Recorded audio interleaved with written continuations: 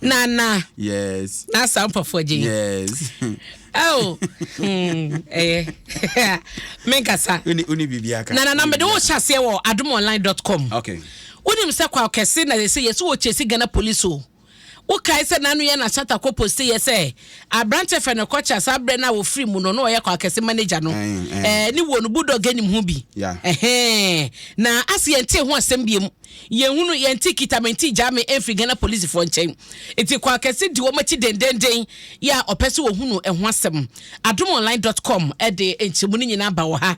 Eno achi nso no yesi voter region MPP secretary any deputy women organizer ma ware ama humfoni aba ne nya de ketwa enti no MPP enti adomonline.com ene ebo amane no omo ware omo ho so yesi ukrom mpetedi wu na ma ebika enti de ne de hwe anaje wafa fie wokofa abonche na asa backlash wo mudodo asa ba ko na ba ko aso ba ko free power na ba ko but no so na party for don tia asa o odo ne de ba be akodi bat na bia mo kora mu nwe da be party for no won tia ase so ye ho bia sisi a still na no egusu sensen bi no kom to e de so won de efie nam no a enti congratulations at the mawom voter regional MPP secretary ne deputy women's organizer no mutinkwa na yesi ya jelly driver ni bi se wono akọ bribe police officer bi 5 Ghana cedis ai ya jelly driver ni no enti post na odi sa story kremu ansa meba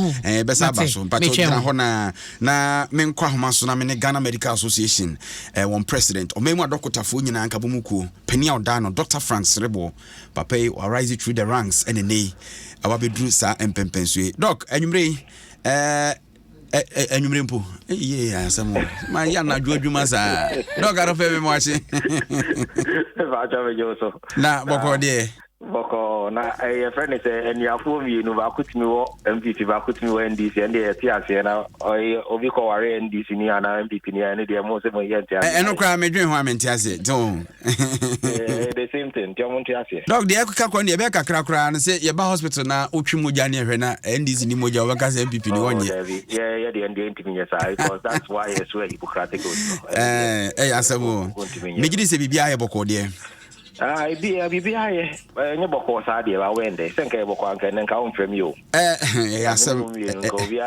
yasem na krate da mani mehwe bunkum so ane se wo nsa e hyase as president na wo secretary so e de edani fa so a mwakasa fa domestic debt exchange ne ho ase mobu ofu kakra mehwe se de ntroye no ne ensenkaye no ekwa yebu afukakra ni nyina ne se amenchi omo eti anopa ne mo hwe wo various platforms nigidi se wo ho na oni obi yan hye obeba bosia wo ho na se wo mabosia wo a wo je bosia na wo de hye bi ato ho tinipa na ba na odni sika abro na da ko danyane na wa hu se da bi waje bosia dodo se wo de ka entia na se opeso yen hia o frɛ nipa na o je no hosika no na net na se na mudi nkomo na mo nyina mo koben krum na afedi mo yen hye na mo de boa mo but we the say amanesa abani decide so no one kasa or debt restructuring intino o twa ne bo na bo na o de atwa no no one no se o de ma umpo ne yagidi say o hwe yen ya adwuma ye pensions ya dia ehun hia pa because pension over pension ehona o sisiare o hypertension diabetes ni ade sa time no sika bi enfi ba bi ama nti sa sika akra to ho ne e beto to so no na o di be bo ho bra na say ye hwese ye pensions na a lot of them ye invested in government bonds na say government dey kasa asem we na say ye din e ya nkahwe ya yes ye di e dachi hunya even to the extent say work out 5 years 10 years 20 years even to go to pension sa niema we nyina ya dey affect you yet the chrome house so enim say din pa see bit me hold down a single inflation you know so what is asem we na so we din ya ube wi a we pension na yes e onua bibi ana ho ma yeah tina ama ye ni abre a ye kan say no all right enti doc what can you say no yate ebenya nsunsuaso penfo say adwuma da ya na senura no mo pension no ekwan ben na aban na montu a wotuo yi ebefa so aka no ananse nsunsuaso be ne benya wo so kiremu said the medical crack Canada. Oh, the pensions no do na and I'm say a young for that in no. We investment now investing in a year instruments are safe. And the safest instrument are being a government bonds. And even Oshas net the crown at oh, I won't mean found go for invest in certain areas. A binary will be able to media and it includes government bonds substantially on our so this kind of a cocoa investing. Because I buy there as a sound, then you continue. In think for that secured. So what say debt restructuring effectively interest rates on investments near Dinginano Yakatino. Enti say Katina sa na say enti me and hold it down inflation who be pension only na o sika nasa. Yeah. And no need to so you give this MY obia MY as workers. Especially so baby you do know Abano is not demonstrating say the size of government still stays the same. Me I met me a ministry of health. There were 3 ministers. That's all. That's a minister and 2 deputies, no? Exactly. That's all. Said the Ocas woman that's all way. Let's just own shadow who may be our more yet to be our say. I want you to bar. A Jumano, yet the big home. Near Yibi. Sebaya, I want high, maybe what? No correct. Until the size of government still stays the same. Programs are free. Any allowances are added to young for Nina war. None of them have been reviewed or even suspended. The abandon say for pensions near the now year target. Na say material can say what avenues bia e bia nka ye tachi ho no mumu a ye ho ben higher than say adwumayefo ne nipa bi sika mumu da kukumu na de wo kan na say yanye any form of engagement with stakeholders and as investors and ye decide we abehwem. There was no engagement. There was absolutely no engagement. In fact, even the engagement to cry a binary no. Yenya president the catcher said there will be no haircuts. Me give this out here. No, the catcher said there will be no haircuts. Yeah, President Nanakan. So when did we leave the level of haircuts to head cut?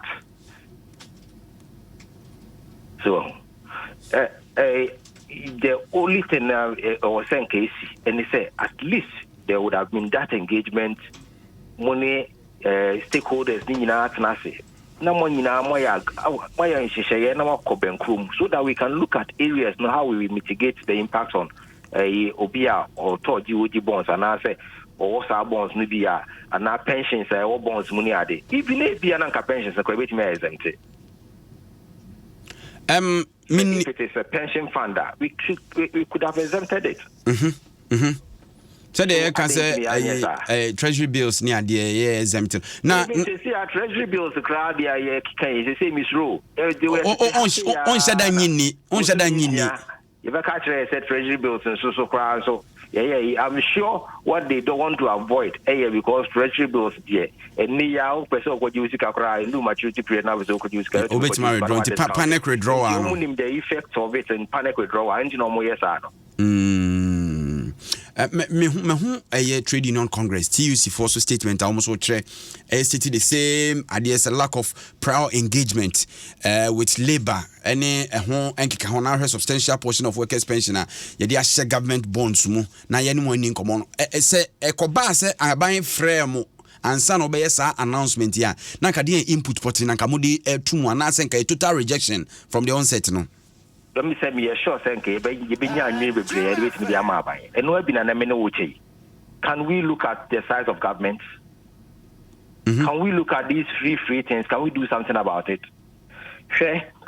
Abia nkofo, let's say nkofo enjoy free SHS. My main car as there is my family members be omo US.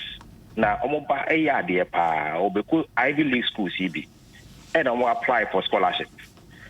Omu ya analysis catch omu so omu ye come salary bomu omu salary no bro threshold for scholarship na so nti omu betimi atwa school fees nti omu ndua the gidi say free SHS ya say ye share for income ni ye hwe se ni city ya there are people who can pay school fees. Doc, meaning sir, why sa analysis no ahwe say enioma ebo ye form ukruma no free SHS no mum eka ho. Oh, eka ho. I mean, your analysis but they clear. Sika yes sinking into a free SHS, we all know. Yenyina allowances are yetua for some trainees near the yenyina. So there is money that is going there. You bet me a keteobi. You bet me a trebi. Size of government in sky yes spending on each ministry. Any agencies no. You bet me a katibi.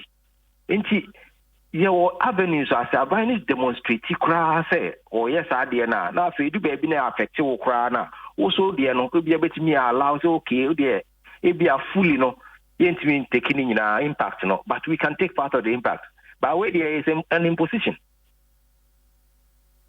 Use bibia animu sebe akwan said ye can free SHS die ya sebe o aban no su se ahiafo manyina no benya kwanya kosku said okay skafo ma wo mu die enso the argument here we obi betimi apushi feda de abase mo adokotafo so bia na ebi so papa no mu sika ne ade so mo ade suam no aban no so mu na mwa yeah say na minute way o medical schools are majority of medical students are fee paying. Oh yeah, where say KNUST dental school are fully fee paying. So yeah, where fully buying to yashe. Oh, but even now, me no can say admissions to medical school or KNUST are fully fee paying. Buying fashion can go. And so we can say now, they be a catching for dynamics necessary. Me wo invest. Ye ko invest na emu kona baby na the academic visa fees e buy gradually they introduce your friend is saying a fee paying courses here especially medicine into no ko share doctor ni na o say misika na share o ntino so sacrifice here no was re cause no nim kwa kwa so call medical school ni intimini yes yet say dream say ya dream na still I know way dream those who are paying school fees for their wards in the medical school will tell you say enye better sir abaninti empempenso adrei after statement someone to be bia anamonto fufuro bi ho me say your statement here bi shase here de shase no yes say sa ehihye ya ban ya ye when tia semna ye kano no one yan transit ni yan hwe ni yan mitigate its effect on pensions especially even say phrase insurance companies now provide health cover na me say nya de be mana fa no hodi ye ntia se kra eno na nam person ka osisu because enye ase enye mehu se ho say failure of exempting workers' pension funds from haircuts or debt restructuring may result in actions that would disrupt the industrial harmony in the country. The disruptions, no, not just a strike, and only idea now, kind of demonstrations. Demonstrations, so any demonstrations in but more try say mobinya audience with the finance minister and those involved na minua edu ba bi okra na nye oni o se e try say benya audience wo ni made na obeye na ade na obeye no ni mo affect wo mu ntia na wo mfre ne entina se ne nyina ye ndi nkomo ne ye make sure say yakoya nyina ya dwen akọ benkro mu na ye nkofa sa ansem we nyina ma but you understand say you need perfect institution ti say bibia bana respect. Ofo se bu no omumu obia. We nye perfect institution omumu aban ni nyina na say finance ministry na say finance minister ona omumu bia no obu bia ngom mfre omumu bia omuye onfaya nya hwe oh sir onfaya nya hwe onfaya nya hwe we organize labor now ti won wa dwen yo say is a finance minister obu a na one why mistake o nyina so bia na say asemwe na nyina so yi obi obeya de major sa policy we affect you bi da chen na wo friend na ni nkomo na obu no omu ni remfi obu no omu on va onye hwe yasemu but doc what you say we are not in normal times inti any money be ho no normal times na ye ni no say ni normal times na nka ya sorry na ye say aban na fe dey operate with half the number ni ya ngusi ni normal times e dey na say ni normal times still ho no dey tia na tie see normal times normal times anti see any normal times any go think you normal government numbers no adai we dey nya se me ka shiro na bro you say bro ye di ni say na wa oti Christmas jingle mpo enan mbo ba ko ha de ba ko na wo aso fa kroma hu kan ya na hu Elizabeth no wona mo anu ehia ba ku what the papa baby manager of the hospital what do you say with damina me je ho how this year metimi ya make sure some workers at least ka krabia umbenya de akofie akodi bro nya me be mo sikani ho Eddie. Ba afena so dey also sort your munti baby kra. O se me yaka. Ma me na wase ho na me fa onsi na minim se mo ade timelines wo ho mo hwe ni mo akosi brebia. Oh, I think we as various labor unions no so you a meeting into ye share say we nya GM nko na affect all the other workers ni na. Yeah. As organized labor, I am sure we'll have a common position. All right. So we have a statements now back from various quarters. The concerns are spread across TUC, GRNMA, Health Service Workers Union, and of course, DMA, many other unions are talking. But this year, as organized labor, it is a basic pona. If we will act, I will act in concert. Dr. Frank Srebo. I now was in Fancy. All right. Dr. Frank Srebo, president of the Ghana Medical Association, and I'll say, Kasano. My phone, the here, Mopano, Macan. You can say pension, the tunia, the won't be an auntie. But I dear Bakwa. I was here, she near can once see me pano. She Inkitahudi, Amamu. Kebam kebia memo ewumi sebe ba ko ntimi nhye ne dem mpejade emfa metodo do ni yana so tina nkita hodie ho asem ehun hia yie papa no eti at every point in time see ye consultations see ye engagement ehun hia yie pa sanse ye ni engage nkrofo ne nipa dodo na agitum se kwan we na beboa ye a menyi ni sen kasa aprolia ebeba ama ene TUC fo ede nam ha Ghana Medical Association for the minority forces so omo dia omo so kan ne ho keka ho bebre. And one serious factor so also ye yeru akwaku for asia manura mbodi na so mesabo transport minister on the Ghana Road a Transport Coordinating Council GRTCC mona musim konwa fra driver for na mo cash ntiade ho asem fa ngo bo na ba fo mo tom etiasi 2% kra na mbeti fi lawyer fair so amontete nyi hu no say 1% to 2% to monte na Ghana for ho hin ha wo mo sanse ya tu mu no mo ma yete ase ya tum e na mo tum mu wo mo na the spare parts any other petroleum input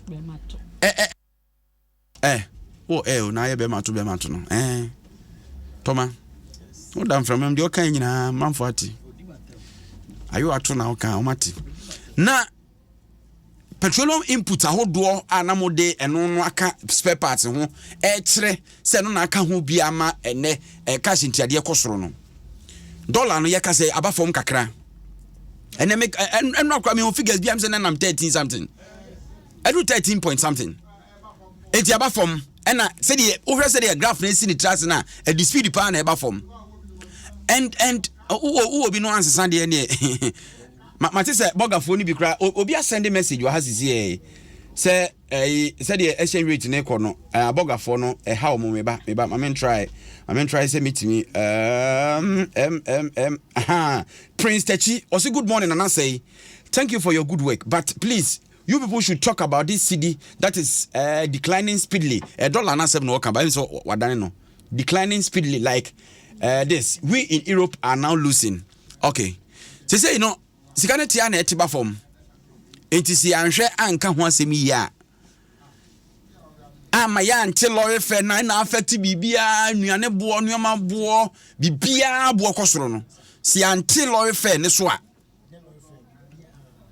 dabi say yete ayi omom to obodi o kokan say lorry fare bo ayeden omo kofa nuama no koka say lorry fare no na lorry fare no fu obo no ne dollar no na e dia ye nyina so amani ababedu ba bia ye duri enra abena me ko provisions kakra bi milo baako Cerelac baako milk be makunsia kan kura milk na kaya be tom baby a half and say milk makunsia eto tin tomatoes kakra eto mo one bag ne anwa me wie ya 1160 obetua ma enipa ne 1002 ni ama me 40 Ghana sis eniema provisions kitua bi o ene mo ne anwa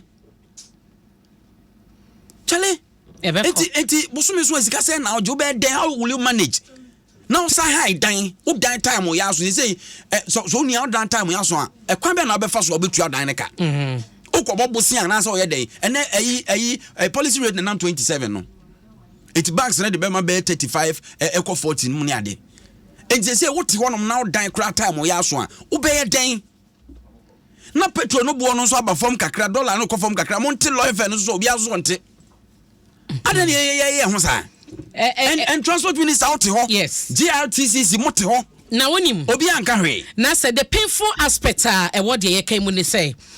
Wonya GPRT yumpanyifo. Ebe ka kire wo say. Enya de omo betete transport fare so. To the extent say ye wo executives bi omagina other platforms so say bibie ni wonu betumi aso betumi apia omo say omo nte transport fares so me one at the time na omo betoto lorry fare mu no omo ka kire say fu obo na akosoro no ene dollar ye sidi na ho ode na entumi nyina dollar no e ka ho bi e na ama bibia boa ye den na afa won so boa ye de ente ewo enu ti no ewo so butum na say ye ka say no ewiese nyina adwaman so no crude ananka barrel bako omoton best $126 no eswati below $100 best the past 2 months eni nyina keka ho bi na amaye witness reduction our various pumps no ene sisi me check no yeah $1 13 cedis 21 pesos yeah free more almost 15 cedis no abedu 13 cedis 21 pesos. Yeah, two transport first man. Then make sure you na me to me Facebook na ebi makan ebi mo ne menya adwen. Afile ebi mo church brofa kese. Ebeka chese na ye ntis purpose so. Me one abra mo ba beto to lorry fam no. The major factor a mo gina so e crude oil. Fon one ne boy den. And which is so no mo kasa ba the exchange rate. Enti no if ni nyina no indications nature sanyoma eba forma na wo ye a GP out to you executive mu na mu foresee say reduction ebeba transport fares mu anasa increment beba na unya yesi last Saturday omoko program bi e wo mala mpotem wodmo ama the penny oda no say enya de on beto transport fares so ate so ne ate so ochina ye nyina no ensa kwa na ensa ba ebe wo free nsa wo mu no wa fa trotro na wo ba kra he me se trotro betem bia no obi ara ne fa woje obi ju 14 Ghana, obi ju 15 Ghana, ebi ju 16 Ghana. Enti adenti na yentumi enya a flat rate say enyoma ebia nyoma esesa yete so de bia passenger say ko trotro madan ya ofuru car we no ebia efiri so mo eba pokwase no ye gine 7 cedi okofo foforo no ya gine 8 ofuru foforo no ya gine 7 cedi 50 pesos obi agine bo wo kwan so ye wodra afo ni bi omo antwen kra ma GRTCC ni GPRT for na so omo sase omo akra di ka tutu mu say enye obi na to petrol ni mo omo ena wo so omo tu mu na GPRT for edin krata ba ye be kire say ebia say 90% increment on the buy ya it take effect from 1st October no when him say na drivers need be more than the approved rate now GPRT the buy no more than 90% no ne beji 20% ne beji over 20%. Come here say as a passenger no you have no choice. Wouldn't right because on the car what's the no sikana was so ojuna was so utuya. Yes sir yenkase bia yenyi driver for ye dwem ho because wo ka say a trotrom na abekotena ana abekwa kofa taxi no enti say enuma mu aju kakra ye dwen omo ba no ko mu nyina ne say enuma mienu a ye gina so anu nti ya toto ne mama enuma mu aye den pa no na me kire say dollar ni ko do 15 cedis and 13 cedis 21 pesos. Yes. Fuel prices no de ekodu eye 20 something no yes. And then ni nyina tete ba from even minim say Fojo Benya Benjamin Nsiama me this energy policy analyst no Osha edwaman so said the reduction about yes. Fuel prices no more. I wasn't yetimi enjoy about 20 to 30%. So much as a 10% reduction. And to so how much you mudu no mo de buy na krempo no. Enye enough. And so na ka so mo tete so de maye no. Adenti na as Ghanaians ayeti oman yi mu. Na say ade ekoso de ye ho ha and 10 ye tumu because ye benya sika dodo agu ye botom. Enioma so tete a na nipa na ne wo pre no a wode koye no na ka ho nom aka ho sha adwadefo ye boto so provisions ni ade yi cement nom ni ade nyina so ye France tete so na mo ka ye France ye tete ni nyina so na ho na woto ade na wani ma ni afre yes say no dollar ni nti ne bo de ko sei enti dollar ne so te no ye bisa say ne wona no akofa begu ho nom na ntumu ne ba ye na won kofa de foforo no so wodi ntumu ne to ade na no watogo odada no ade na nte so na ba na ade na egu ho nom no o ma nte so ne kan ye nyina ye ho nto ye bi. Yenu abema Benjamin Nsia energy policy analyst. Ben. Good morning. Good morning. What am to saying? Yeah, me Adom na de. And I know that me no di nkomo bi. Na me pese o timu biem. Se bia best of 1 week ni amenu di san nkomo ni ma asesa. Ana se ba bia ye gina na hwa na ye gina e wo se ye pushi na transport fares no e form because said ye fa ngo bua kwa koduru even ukra de you taking from the angle say fa ngo bua na kase ye ma na mra from kra ansana ye hwe transport fares no ho keka ho fa ngo bua no se adwaman so no e ho asem te say ye fa mfiri ho no adwaman so de ani gie na aba se say amene o kase no fa ngo bua e we adwaman so no in terms of barrel price and that mean you can go to Brent. And in terms of metric ton price using the Arab platform, trading platform, bono I full almost compared to before the Russian-Ukraine conflict. So okay, last meba asem na dani kwa so kan tra de kosa o se fa ngo bono I full chen and sankra na Russia and Ukraine tokwa ne beba no almost wow almost Russia and Ukraine tokwa ne beba. Because we had last year, before Russia-Ukraine conflict, not petrol, say, per metric ton, on the international market was around $707 per metric. There, I mean, say petrol on the international market is around $726 per metric. Almost the same. Almost the same. For diesel, before the conflict, diesel was also around $700. Yeah, me look at the NT, but I no plan who compare prices in March. Diesel ne $902 per metric. And also no compare March and diesel no $1,300 per metric now. I don't need 900 in the end of the year. Nibon and also at Amayan. On the international front, and there's projection that diesel ni petrol born better akoswati even till February. And then March, a bono bekoswa from Amayen. A free sabre till February, and in March 2023. Yes, a bono bekoso akofum sa Amayen sa Betty sa. And because na me factors no, the factors na contribute to is that Russia-Ukraine conflict na expose the collective West or the OECD countries or the European countries or the American countries, IMF and the World Bank is projecting recession in most of these economies in the first quarter of 2023. And whenever there's a projection of recession, it means that in future there's going to be a lower demand for oil, and for that matter, the future prices of this oil, it is declining. The second factor is that China is the largest importer of petroleum products and also the second largest consumer of petroleum products. Now we know say no COVID aside to China. COVID actually no you name that COVID no ebeko na say I see be to ask China ho. And China, the Chinese government, introduced certain mobile restrictions, and I say mobility restrictions on persons and certain industries. Then Ghana had a different lockdown. The movement of Shanghai, which is one of the production hub of China, are introducing lockdowns, and mark the consumption of fuel, a coffin, a sorting, a buffing cry, and Tinyaminoka say the consumption or the demand of products from China, and also before. The third factor is that Russia continuously is increasing its production of petroleum products. Russia, or that's increasing the production of petroleum products. And at last month, there was an institute in America. We call it Institute of Energy Administration or Information Energy Administration. That institute, Ibeka say, or Matiba say, Saudi Arabia led OPEC, Organization of Petroleum Exporting Countries, SP, or increasing production. Whenever that particular speculation of increase in production in the air ban, now I say there will be a supply glut. As there will be a more supply compared to the demand. And also pushing prices.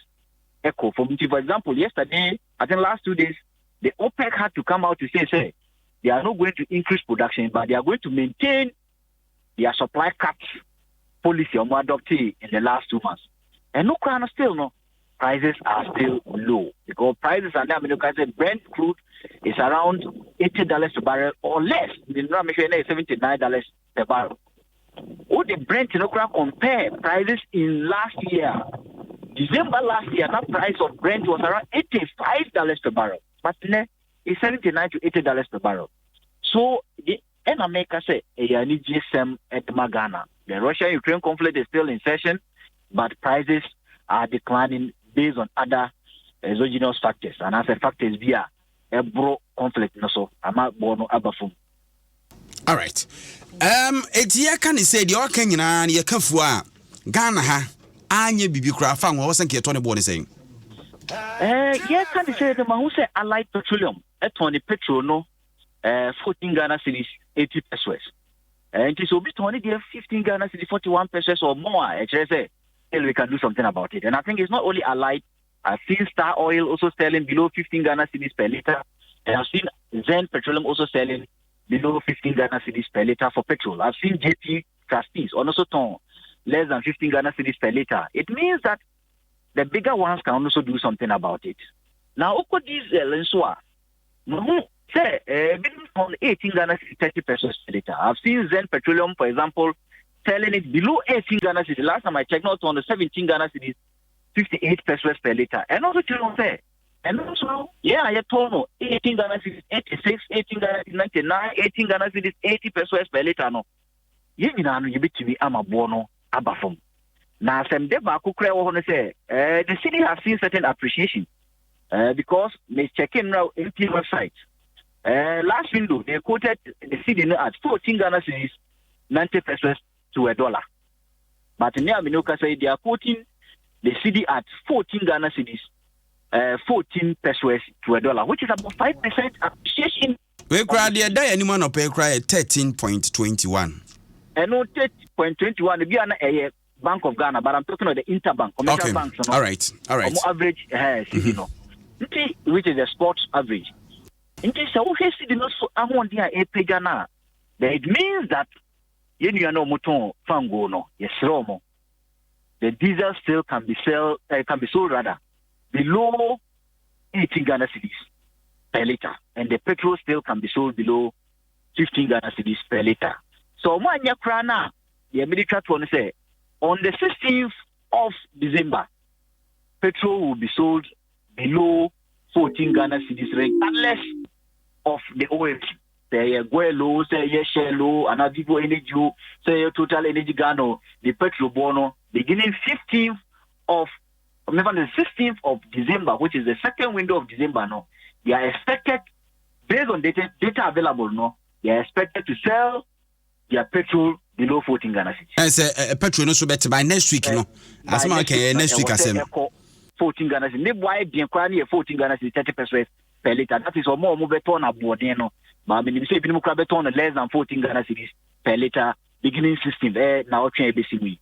Ufa diesel and so on. Based on the data available of $929 per metric quoted by MP, which I think that by next week, numbers are go to a lesser figure. No, these are also beginning 16th of December, no, which is the second window of December. No, these are wide deal. No, because or no better on a boarding crown, and only 17 Ghana cedis per liter. But I know say diesel no, a bit better less than 16 Ghana cedis per liter, beginning 16th of December, based on the data available to all of us.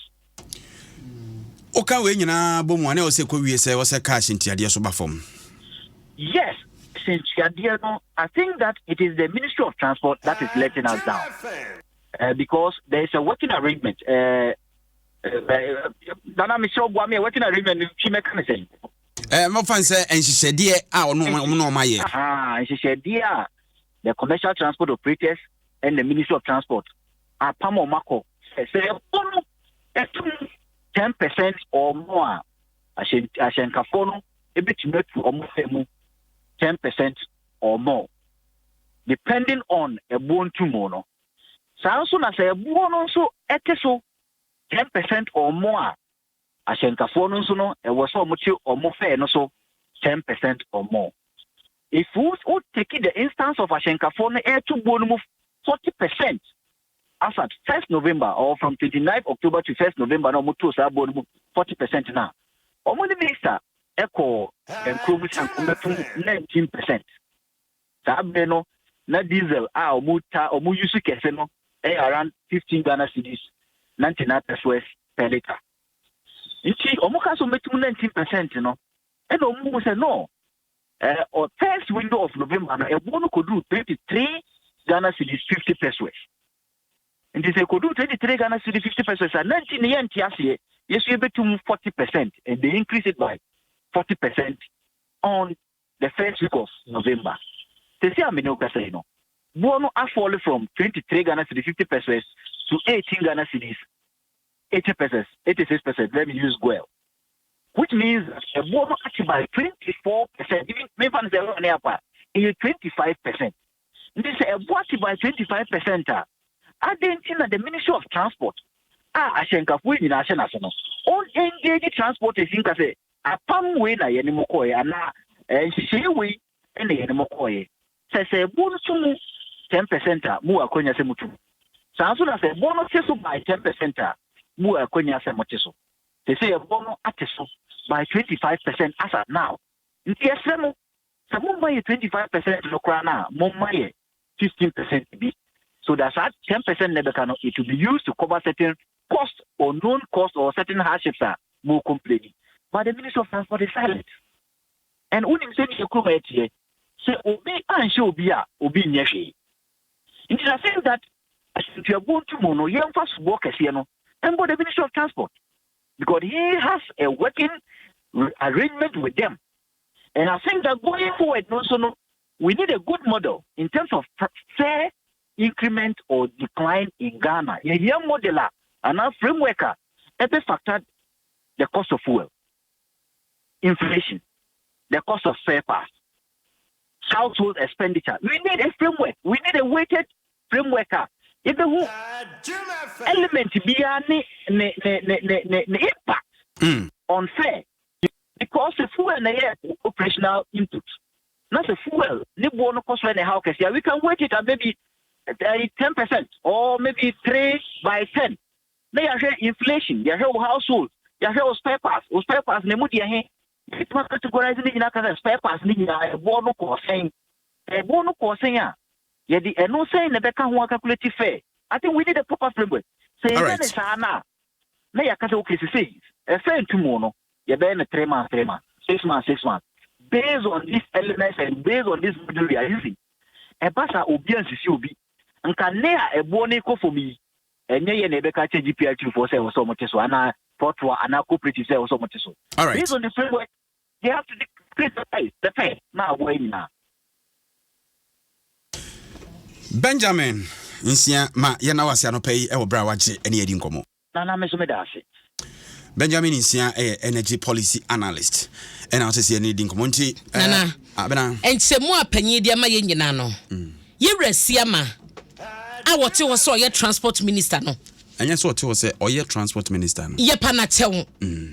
As a my Canadian Brew. Shall one day, maybe such a concerned drivers.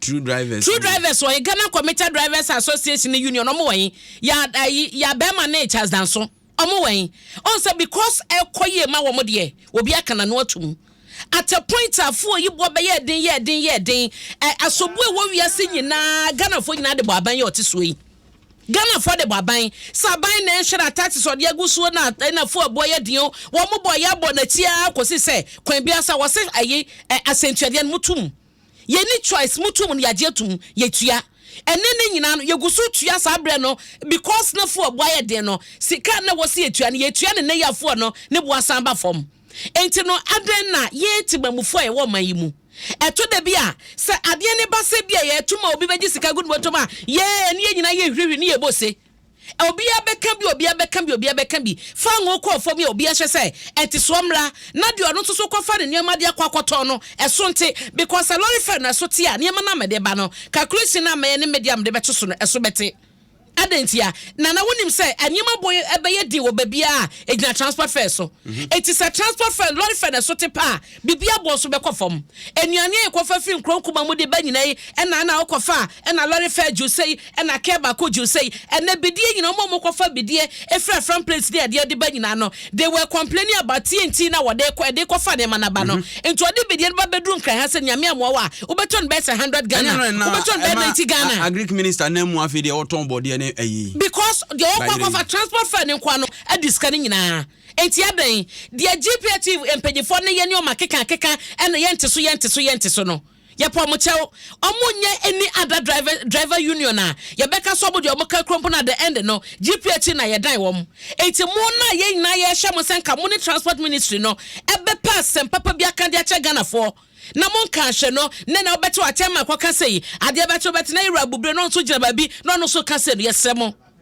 25% reduction edu 10% increment enka yaso bebu okro we mu ebi so na ye adwene sesen minim se producers be ma ye kwan kakra nka ye fa frefo no kakra bi do fa mu se de omo nso esi ehu no yes bro focus na say what is good for the goose is also good for the gander frefo kakra bi do omo fa mu na ye Ghana for so ye ya sa wo hwe nkontabu opani aye de a kire yen ne se de ene fa ngobo no ati aba fom aba beduru mu chiche mu aduonu num yen kana ti fonts na say ati free eba fom kakra 25% reduction ehun hia si ebetefa asentiade so ana ehun hia si ebete so 0302216561 0302216562 yeni mu nyina na di dwuma obetimi aka mpacho ba Adom FM Extra ewo YouTube ano subscribe obetimi ahwe ho Adom FM 106.3 and Adom 106.3 FM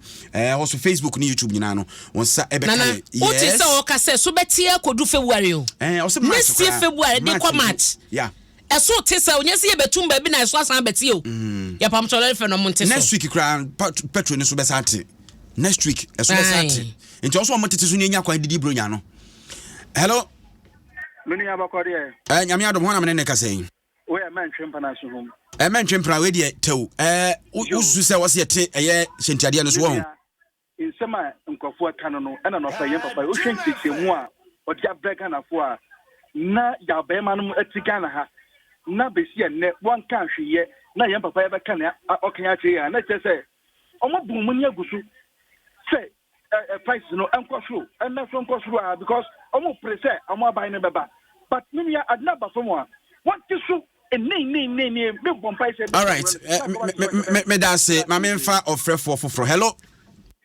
hello good morning sir good morning Me ba cho na kase free ho na me ne kase so. Me kase fitama me di Nana K. Nana K nti wo wadwen yo say nkyeremu aben. E pa cho Adom man nkyeremu na ba me di to ha ne pese me hwem me di to me. Yes say petrol ne yate so, dollar no so ba form kakra, nti cash nti ade ye nte so. Wadwen yo say cash de yate sanka ba boya pa. Because ye move me am for bus, ye de kwa adwuma. Ye fa trotro. Nti yate so a, ma te se wo san kan se bia next week ye be san to petrol no so. Ye be sa te so kra. Ye bom pass ye san te so me na ye honto ye. Alright. Ye ho ye nya pa. Me da say. Ye mfa ofofro. Hello. Hello. Yes sir. Yeah, very kwame. We go have family do mu radio no na e ma feedback. I do. Aha, mami nti. Driver ni, doctor driver. Aha. Eye pa so ye driver ni no Africa sa. Rani in Saum. Aha. In Saum ba kana G15 50 pesos.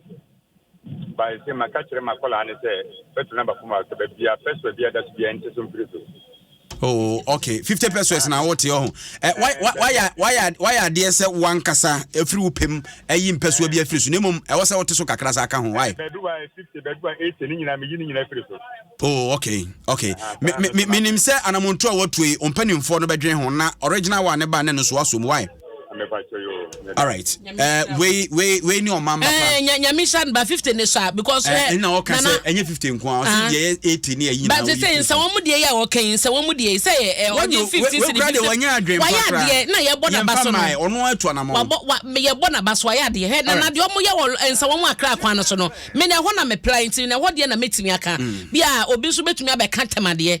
So ho Lord fe no obi ane ne bo a woje o. Oda ma mfa frefo ni. Hello. Hello. Basho wana mene ne ka say. Bajo kwajo takwa. Kwajo what ye nkomo no? Wadwen ne say. Opani mi huru me dele. Ghana no yonkofo be sisi ato. Yonkofo be sisi ato na emre duru a ese passengers so yati association. Ghana passengers association. Na yaso ye kase ye mfro car enne na otwe na ye mfro car so monte fa no so a ye mfro car. Ni he da Adom for so be okrom ha. Omo nyankofo afọ manko 1 week a. Na so menyeska ada so mabusia ni yaso ya okroma ene me se omo no mo wotumi ni o mapake kan so passengers me co station ye o ye stranded na driver ni se mintu so muntu ma mintu ene me se de bia ni ye vulnerable ni no o munye so tumi na mre duru ene se ye te Ghana passengers association. All right. Yam kwaduma yam forecast o munche so yam fro that say do one man o be say yam so ye dey yes we hu hia. I think says transport ministry na ntu anamon bia na era be Wednesday a chekra by Friday Monday na wo say adwumanfo a eboka wo lorry fare ho ne ade om so epusu om say de mre bi do afo so om do mo kan si ho no GP ya kan GPR to VIP me ka say mo ye flyer ba bonten be kire entutumu amode atoto offer daka brefrem po man so no nkrofo ye twa mo flyer. Hello. Oh, na ho manati. Hello. Morning. Okay. Yes sir. Nana design. Nyame Adom na so Yo Adom hu ye. Pacho hwana mene ka say. Yeah, Jogoto ni. Jokoto, all right. Master, in fact, fair no get to they have to reduce it. So far as I yet far super dear, for ya we no so fair no so. And my most concern is about the voter regional affairs. Sure, my research, the whole country, I have voter regional from all the Accra to all the other destinations in voter region. Yes, sir, we board in every region here. Sir. That's the fact I'm telling you. You can call you can do everything. What can you do? Anybody? Yeah. Hello. Yes, boss. Oh, Jokuto and na homa yati. Hello. Pacho hwana mene ka say. ACS agomenya cornerstone. Pacho mitio. No kremunie. They said the man otosumi no kind say passengers association no. Yeah, because enyema kosro. Enyema it is ya teswa obuoni ni de ni ahobrasie mu. Abaya ne hwe no fa bibi mra se de be ya ye tienti no ene okwa ne ha this kanasa. Okwa me ko check wo sankore ne hwa me say e ka kitu se kam kwa kwam. Aden. Enfa ne yakoi ye wo petrol, ye wo koko, ye wo niema hudu bebre na so ye wo twen. Aden. Aja mensu. Oh. Adena humiti o. Hometina. Hello. Yes. Oh. Hello. Hello, Anna. Yes, sir. But good morning. Good morning. May the Ike because every man. Ike, my meet you. May you say, call an hour by answer away banner. May you say, in any yard and Quebec wire pa. Not to be frank, to my four, no, I said, yes, in a country. And the cook woman who you must show, go for the for local company and no compare to a career at the better amount. And Jimmy Gibson, I am a packer, the other wire, said the corner walk or two, good neighbor Jim could be young packer, and I never nanti to your water. So to be the woman as I wouldn't know young fra, over 2 all of fairness. Look what I bro. You are from your sister, none who come to pay 90%. Almost I don't pass 20% as the account. They say, but you come out, same to come against the camera. I didn't say, Meda say, Ghana for Kasa, and Penifo, and Yasuno Muntie. Your one, Yadi to me, Asho Monsem, our Mosho Mainso, on Form and Form. Na, Yagan say, Ghana for whom being high omo. A drama so Kosura, Yemia Tamu, Utria, and Tiaba for moi, Mumian San Tabna Cranem from Amfire. We tititia.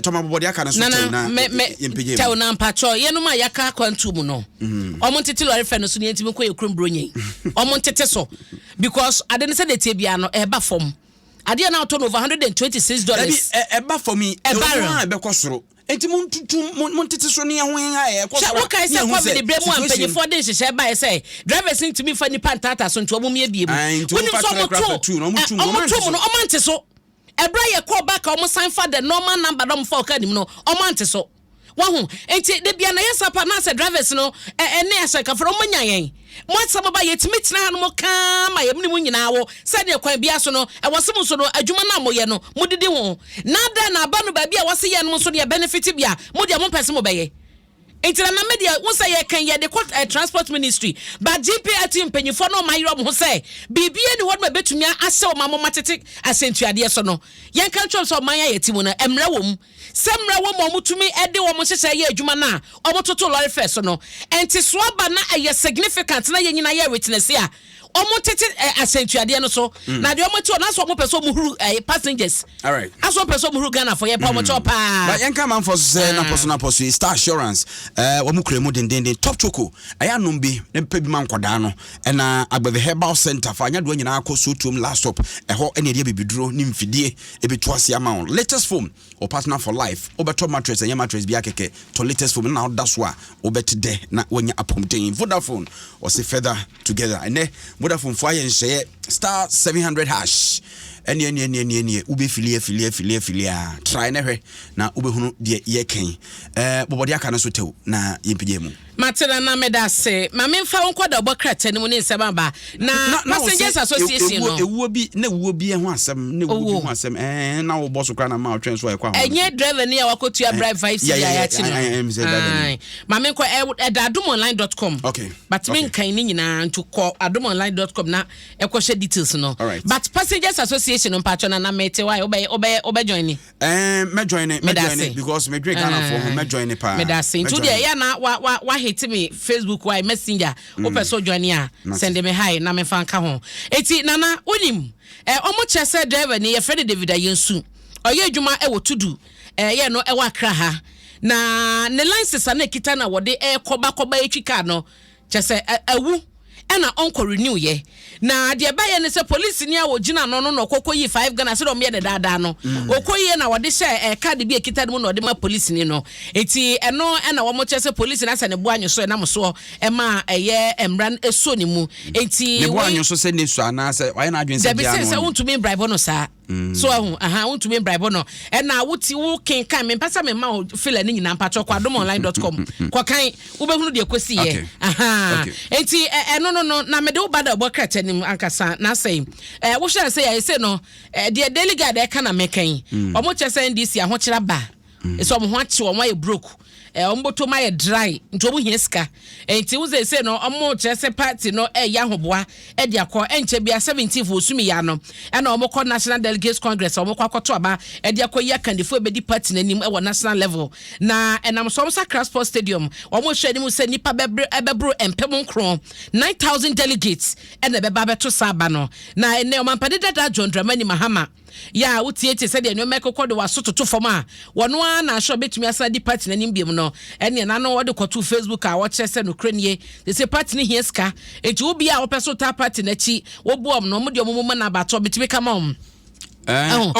Because me say anopai omo da John Dramani Mahama ni Facebook wo ho why appreciation poster or che say overwhelming support amanfo e de eba after say omo launches say amanfo e contribute to party but number na bia na amanfo o pesa wo touch o pesa oboa na NDC tumi ye campaign na ejina na so a Facebook wo no a number na da so na o call YouTube Adom FM Extra na say Adom 106.3 FM e ho so no be say e da so din it's number na 0598 604 199 0598 omanfa edin da ayi no so ama why no donate via Momo number 0598604199 definitely be party no waso betu donate 10 Ghana 20 Ghana 30 Ghana de obenya bia nya so afa na ba no be kofra koye hello akoye rofo mpatro ye ne abri peska into niska e fara mba no hu so dia mamunye du o send 10,000 e de on be free ni pa kra hwehwe no so nya bado enti no tachire boa why enti say no amampade dada Mahama say oto nsa frɛ Ghana for bebro mpema hanu 500,000 wo mo pese wo be support NDC ba bia du na agento boa na mameka onim say MPP say minimum menkai ne 2016 mo no mo launch bibi say na nkofo ye donation de ma wo mo e bia mo scratch cards ni na e bi won so aboso bia na bia otumi eye na ya o bia 2 cedi nkofo ye pa na manfo wo mu gidie pa na nim say o mo ba first time ni wie ye keka ko election 2020 no obi so hod man wo nya ko onya ya from MPP office one ma o mu bisa say donation na oye no bi atwam no obesan renew anase bia obetum akodani ma na o se de medi kura menya de mo yoyin de mo yo sa bagim sika so ba we de omampade dada Mahama o sikitu bi ensa but say o de 5 kura nya hwe o beje ne sa ho to de mo family mo nta o machi eno ha na parliament so budget o ma gie atum no eno so ho asam e wo delegate ni nyina achi no ma gie atum boko o ma hunu se ba bi o ma na du no aye kreka okay meetings be a course so tank palace honum ni ade nya de ketwa chane makeka no ma but you so nim tank palace hona budget yi hu meetings last award be me kwaje no nti omawie bibia omawie omakele no but ye chese be adwuma yie eno de nje se no munyina na je tu ena wo say ye ya so dra du for chia so edi bo fra o to so eso se ni pakure ya besa betwa o mo ho se eniema nye but nana wo se ba bia se no man ni gina no enye ye atwe asem o mani gina kono sikasam no nye papa emu ye de we na be ye o mani ye de ye hwe all right na number to me oh dabi me patro he wo hwe katafeto so adu no e wo daily graphic Ghana Compact enra no mo launch ye o mo pa ho ntoma na Ghana Compact na ye African Center for Economic Transformation Trend Assets na wo hwe mu a Dr. KY Amwako wono ni penya woda no na wabomodin aboabo nimdifo professors ni ade mepato we no amanyosemu nim amanyofo nim eti we ni ya nimdifo a wo Ghana no makeka mabom ano mo de djuman de omo peso mo ye ne se fie be sadio no mo de etwabo krompo no wo mo ebe pe policies bi de agu nkrata so se